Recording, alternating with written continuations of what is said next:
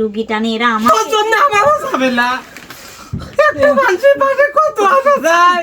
ভাই অনেকেই জানেন লতার কি সমস্যা, তারপরে আবারও বলতেছি লতার আসলে ব্রেস্ট টিউমার হয়েছিল, যার কারণে ব্রেস্টে অপারেশন করা হয়েছে। দুইটাতেই না লতা? একটা করে হয়েছে, একটাই করছো?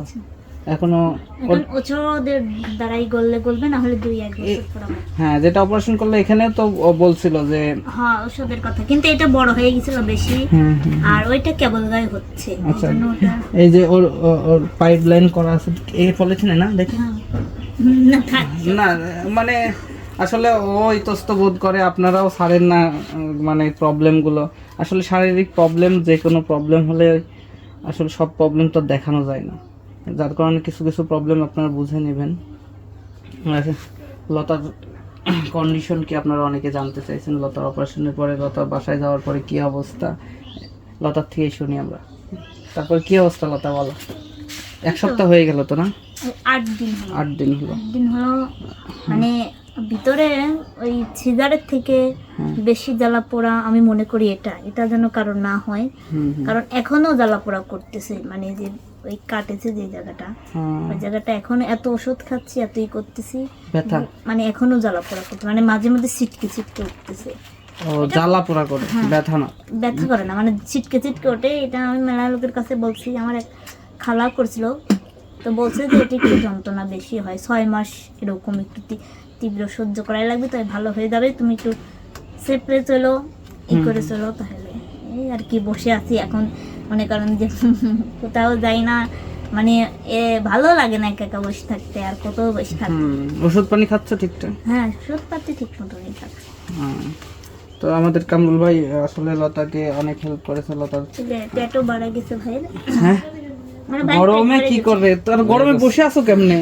এত গরম বসে আছে। আছি এমনি, যে আমাকে কেউ দেখতে আসবে, কেউই আসে না। একটা লতা সেদিন লাইভ এসে বলতেছে যে আমাকে এই 4টি লোক ছাড়া এখন আর কেউ দেখতে আসে না। হ্যাঁ কেন ভাইয়া বলছি জানেন, এই যে সবার সাথে তো আমার ছোটখাটো পিক আছে, 2-1টা পিক, তো অনেকেই বলতেছে তোমার সাথে অনেকের পিক, কেউ তো তোমাকে দেখতেও আসে না। তো আমি বললাম আমার তো কেউ নাই, 4 জন ছাড়া যে কেউ দেখতে আসবে। আমি কিন্তু সবাইকেই দেখতে গেছি, সবার কাছে কিন্তু আমি নিজের ইচ্ছেতেই ছুটে গেছি।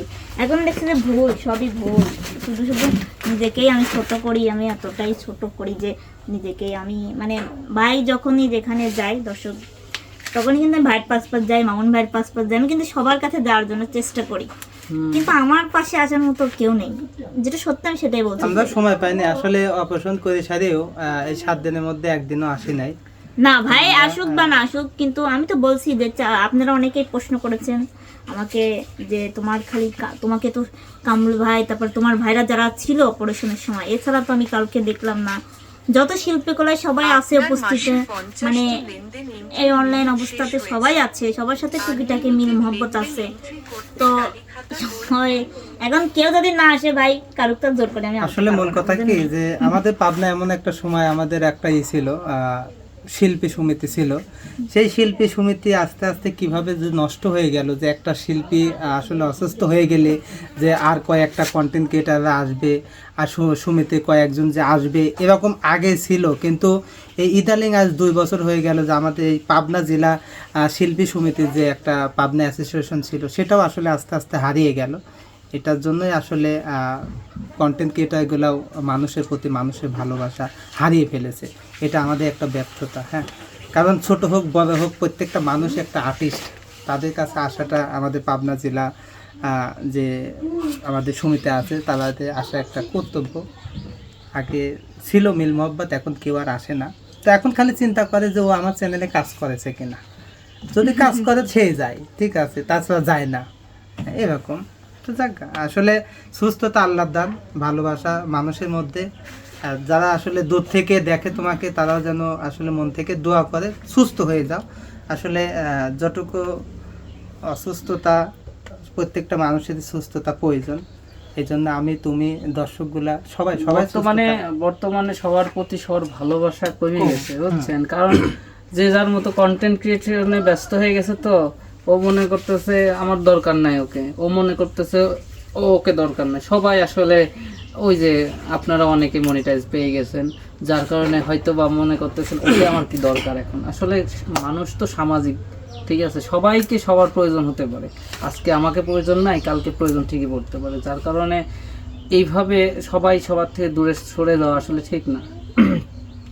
অনেকে মনে করতেছে যে আমি এখন কি হয়ে গেলাম, তাই না ভাই ব্যাপারটা?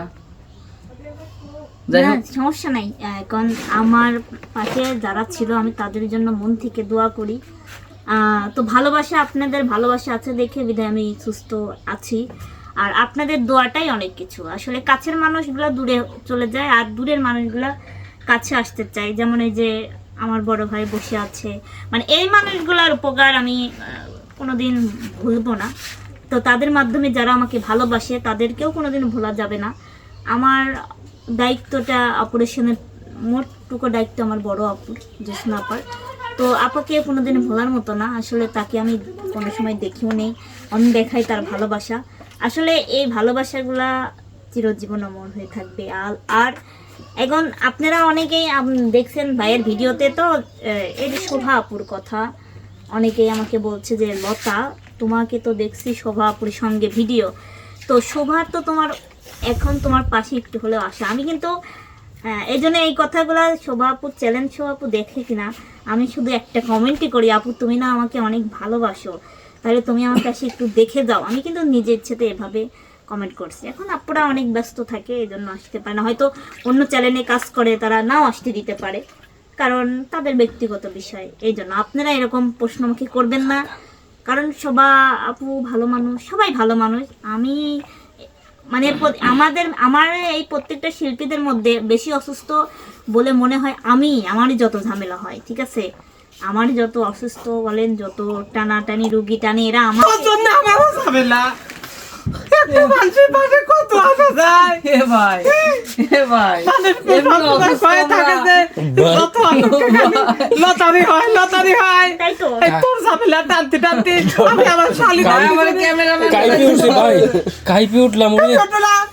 এক বাবা ঝামেলা টানতে লাগে, আমি আমার শালিদের কাছে যেতে পারি না। কাঁদিস নি, তোর কাঁদলে বল লতা কাঁদতে পেলাবি নি। শালিদের কাছে গেলে মানে একটু হাত ধরে কথা কোয়া যায়। আপনি শালিকদের নিয়ে আসেন, যান। লিয়াসবো না,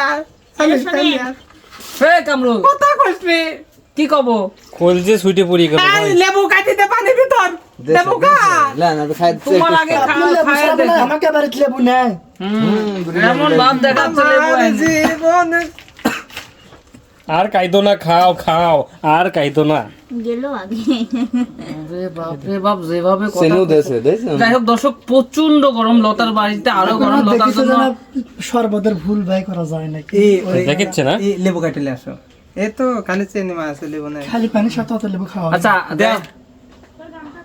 যাই হোক দর্শক বন্ধুরা, আমরা বিদায় নেই, কারণ প্রচন্ড গরম। লতাকে অত কষ্ট দিতে যাচ্ছি না, লতাকে ফ্যানের নিচে পাঠাই দিই, কারেন্ট তো থাকে না আমার বাসায়। যাই হোক সবাই লতার জন্য দোয়া করবেন, ভালো থাকবেন, সুস্থ থাকবেন, আল্লাহ হাফেজ।